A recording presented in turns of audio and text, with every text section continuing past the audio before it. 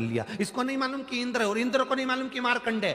जैसे ही उसने साष्टांग दंडवत करा, इंद्र ने आशीर्वाद दे दिया, आयुष्मान भव। इतने में नारद जी इंद्र के पास आ गए। आपको मालूम है कौन है ये? मार्कंडे। बहुत छोटी सी उम्र है, 5-7 साल में मर जाएगा। ओरे राम! इंद्र कहे मैंने तो आशीर्वाद दिया आयुष्मान भव होने का। नारद जी बोलने लगे तुम्हारा वचन अब झूठा जाएगा।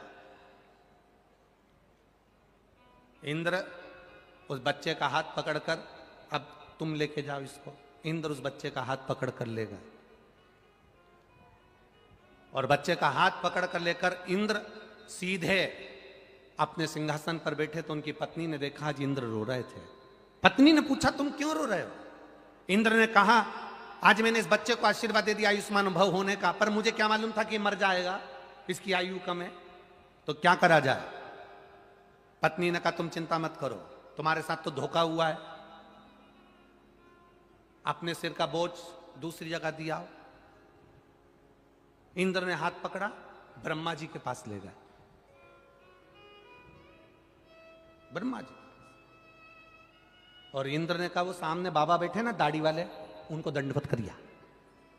और जाकर मार्कंडे ने जो दंडवत करा, ब्रह्मा जी ने कह दिया आयुष्मान भव। अब जो ब्रह्मा जी ने कहा आयुष्मान भव, इंद्र ने आकर कह दिया आप पहचानते हो इसको? नहीं। मार्कंडे कम उम्र है, तुमने लेखनी में लिखा है, अपनी कलम से लिखा है, इतने साल में मर जाएगा और तुमने आशीर्वाद दे दिया आयुष्मान भव होने का। अब तुम्हारी लेखनी गलत, तुम गलत। ब्रह्मा जी ने मन में सोचा अब करूं तो करूं क्या? इंद्र इनको ब्रह्मा जी के पास छोड़ के चले गए। ब्रह्मा जी सोचे अब इसको लेकर कहां जाऊं मैं, अपने माथे का बोझ किसको दूं? ब्रह्मा जी उसको लेकर भगवान विष्णु के पास पहुंच गए। भगवान नारायण आराम से सोए हुए थे, लक्ष्मी जी चरण दबा रही थी। इसने मार्कंडे जी को कह दिया जाओ वहां पर जाकर प्रणाम कर लो। मार्कंडे जी ने जो दंडवत करी, हार हार जो दंडवत करी, भगवान विष्णु के नेत्र खुल गए। नेत्र खुले, देखा एक छोटा सा बच्चा मेरे सामने दंडवत करा है। भगवान विष्णु ने कहा आयुष्मान भव। लक्ष्मी जी नारायण को देख रही हैं। नारायण पूछ रहे लक्ष्मी तू मुझे इतनी घूर घूर के क्यों देख रही है? लक्ष्मी जी बोली ये वो मार्कंडे है जिसको इतनी कम उम्र में मरना है, 5-7 वर्ष की आयु में इसको जाना है, और तुमने आशीर्वाद दे दिया आयुष्मान भव होने का। भगवान विष्णु बोले लक्ष्मी तू पहले नहीं बोल सकती थी? लक्ष्मी बोली मैं पांव दबाते दबाते चिमटा भी खोड़ा, तुमने ध्यान ही नहीं दिया। अब क्या होगा? भगवान ब्रह्मा जी छोड़कर विष्णु जी के पास चले गए और विष्णु जी अब उसको लेकर सीधे देव अधिदेव महादेव के पास चले गए। शंकर पार्वती शाम के समय घूम रहे थे और भगवान नारायण ने कहा जाओ उनको प्रणाम कर लो। जो दंडवत करी, दंडवत करते से भोलेनाथ ने कह दिया आयुष्मान भव चिरंजीवी भव। हो गया। कालों का काल जब महाकाल आशीर्वाद देता है तो काल की भी हिम्मत नहीं जो महाकाल के सामने खड़ा हो जाए। काल की भी हिम्मत नहीं जो महाकाल के सामने खड़ा हो जाए। बस आए यमराज बंदी बनाने, सामर्थ्यता नहीं थी क्योंकि शंकर सामने खड़े हुए थे। जिसको एक लोटा जल चढ़ाते हो ना, तुम्हारी दुख की घड़ी में सामने खड़ा मिलता है। हॉस्पिटल में दवाई देने वाले मिलेंगे, हॉस्पिटल में तुम्हारे हॉस्पिटल का बिल देने वाले मिलेंगे, हॉस्पिटल में डॉक्टर नर्स सिस्टर मशीनें दवाई भोजन सब मिलेंगे, पर हॉस्पिटल में उम्र देने वाला केवल एक होगा। तुम्हारा चढ़ाया गया एक लोटा जल तुम्हारी उम्र बढ़ा रहा होगा। 23 साल में किसको अंदाजा कि 23 साल बाद भी औलाद हो जाएगी? आस छोड़ दी, विश्वास छोड़ दिया, सब कुछ छोड़ दिया, पर टीवी पर कथा सुनी और विश्वास जागा। विश्वास जागा तो पशुपति व्रत किया, एक लोटा जल देवाधिदेव महादेव को चढ़ाना प्रारंभ किया। जो दुनिया में कोई नहीं दे सकता वो मेरा काल अधिपति देता है, कुबेर भंडारी देता है। जो दुनिया में कोई नहीं दे सकता वो कुबेरेश्वर महादेव देता है, महाकाल राजा देता है, कृष्णेश्वर देता है। दुनिया के लोग कहते हैं गुरुजी आप कथा करने के लिए आते हो, इतने लोग कथा सुनने आते हैं, आप कहते हो कथा सुनकर जाओगे, बाबा झोली भर कर देगा, अगला पत्र अगली कथा में आपके मिलेंगे। आप इतना विश्वास से कैसे कह सकते हो? आप इतनी विश्वास से कैसे कह देते हो? हमारा कहना है कथा करने हम नहीं आते, ये शिव पुराण लेकर हम नहीं आते। हम तो ये जानते हैं जब सीहोर से चलते हैं तो मेरा कुबेरेश्वर महादेव साथ चलता है और वो लुटा कर जाता है। मेरा कुबेर भंडारी, मेरा महाकाल राजा, मेरा कृष्णेश्वर, मेरा नागेश्वर, मेरा सोमनाथ, मेरा विश्वनाथ लुटाने वाला वो है। हम तो निमित्त, केवल निमित्त है कथा के, केवल।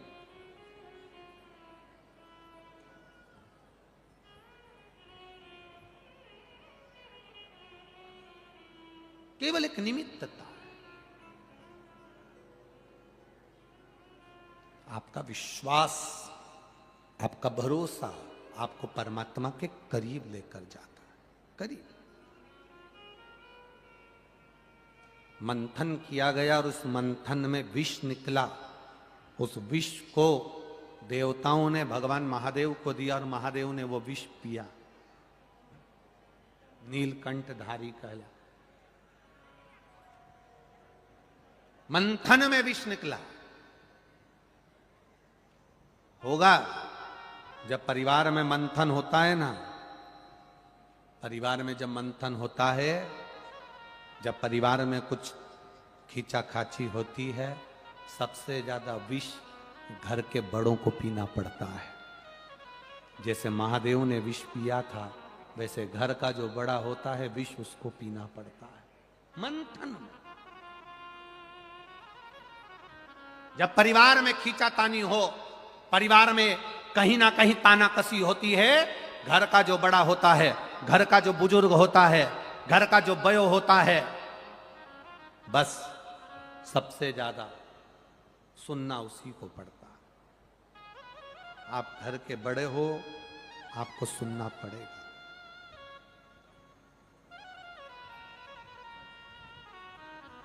विष निकला। पार्वती जी ने कहा इसको मत पियो, ये जहर है, जहर, जहर। शंकर भगवान कहते हैं ये देवता पिएंगे तो बर्बाद हो जाएंगे, पृथ्वी पर गिरेगा तो बर्बाद हो जाएंगे, जलचर, थलचर, वायुचर, जीव सब मर जाएंगे, इसलिए मुझे पीना जरूरी है। इस विष को मैं पीता हूं। शिव जी ने अपने हाथ में हलाहल वो विष लिया, पिया, और विष को पिया तो कंठ पर वो विष रखने से पहले भगवान शंकर ने पार्वती जी का स्मरण कर लिया। पार्वती का स्मरण। मां आद्यशक्ति, मां दुर्गा, मां भवानी, माता पार्वती का स्मरण करा। पार्वती जी ने देवाधिदेव महादेव से पूछा विष पीते समय आप मुझे क्यों याद कर रहे हो? शंकर भगवान ने कहा पार्वती,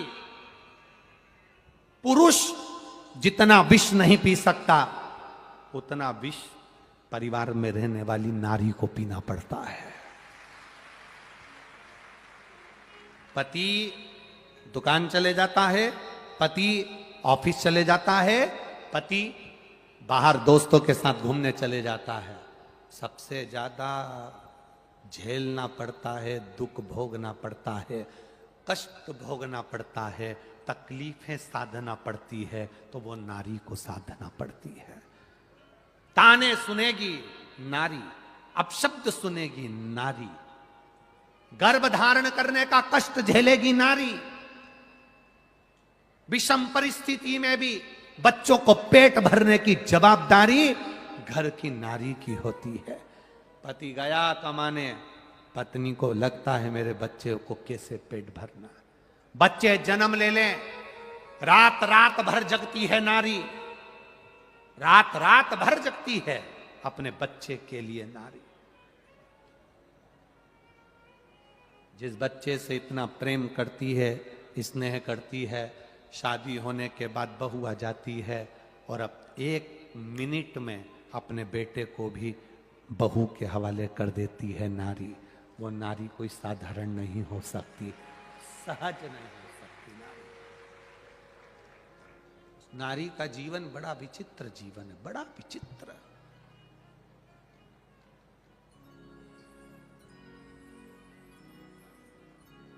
बड़ा विचित्र जीवन।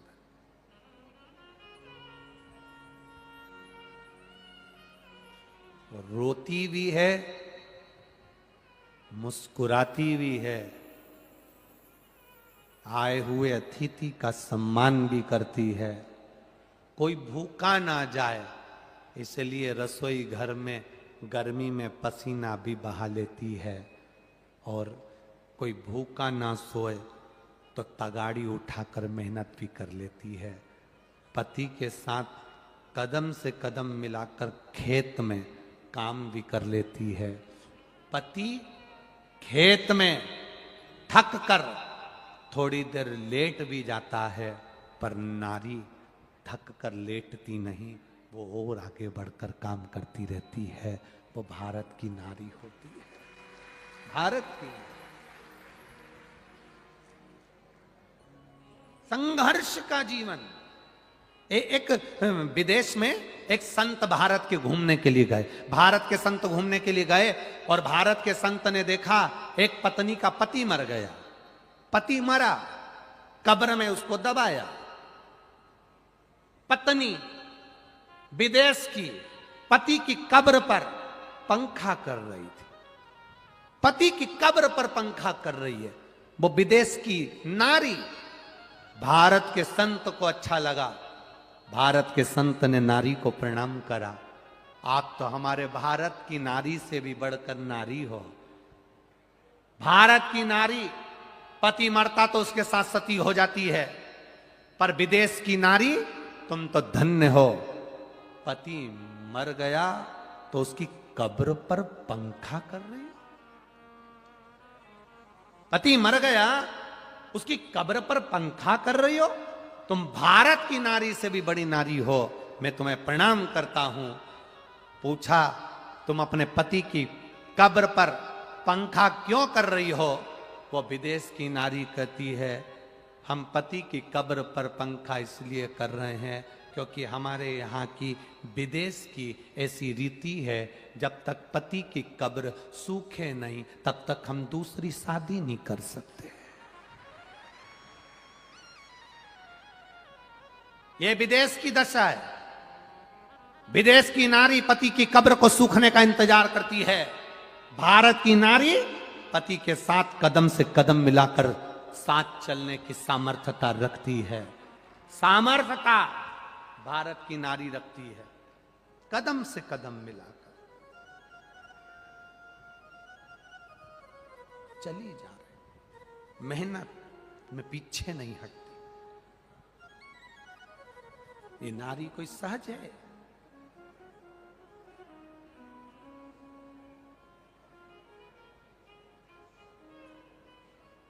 कल कह रहे थे कार्यकर्ता, गुरुजी आपके ये श्रोता है ना, ये बड़े विचित्र हैं, ये सुनते ही नहीं है हमारी। तो हमने कहा हमारी तो पूरी सुनते हैं, कहे बस तुम्हारी सुनते हैं।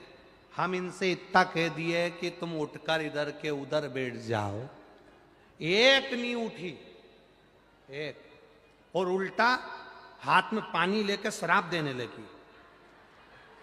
तो हमने भी कहा तू तो बैठी रहे, तेरे पांव पड़े, हम जा रहे, चलिए।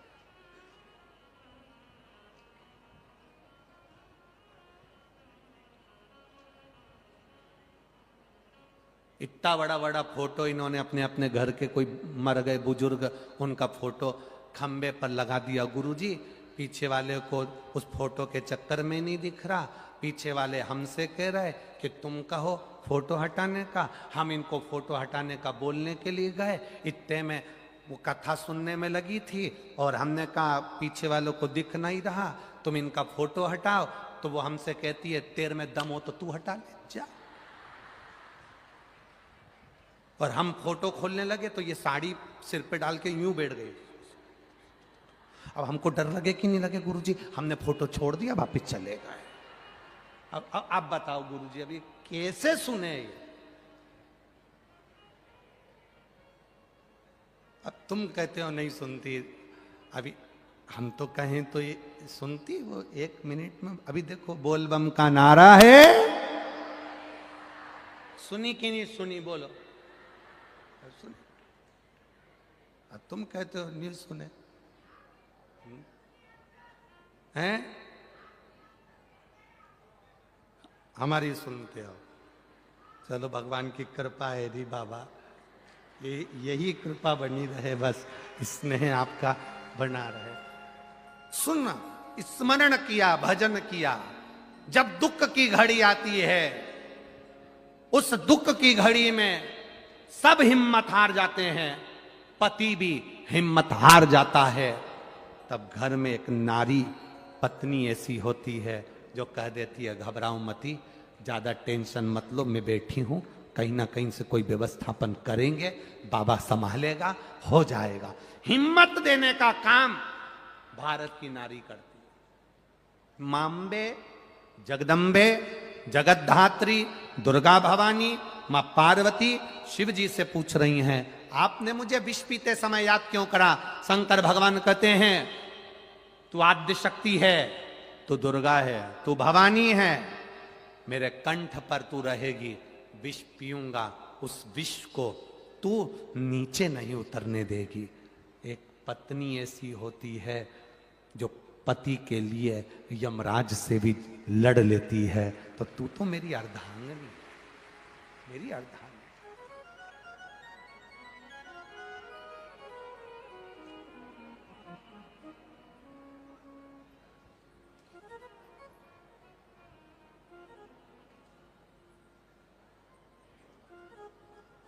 एक आपका स्नेह है, और ये तुमने जो गिफ्ट मांगा है ना, ये केवल तुम्हारे लिए नहीं है, ये जितने लोग टीवी पर कथा सुनते हैं और जितने लोग यहाँ कथा सुन रहे हैं, सभी के हित का है, सभी के हित। भगवत भजन, स्मरण, भक्ति, विश्वास, दृढ़ता। मां विष को झेलने के लिए गले के अंदर जाकर विराजमान हो गई मां पार्वती। विष नीचे नहीं उतरने दिया मां ने, विष नीचे नहीं।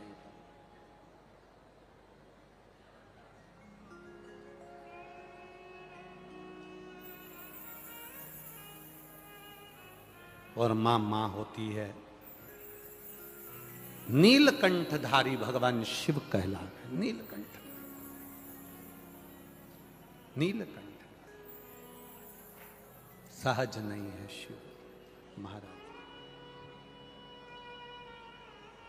भाव हृदय से, दिल से जो उसको पुकारता है, मेरा शिव अकेला नहीं, मेरे महादेव जहां जहां रहे हैं उनके साथ में आद्य शक्ति भी रही है, इसलिए शिव शक्ति दोनों का वर हमको प्राप्त होता है। शिव शक्ति दोनों का आशीर्वाद हमको प्राप्त होता है। शिव और शक्ति दो।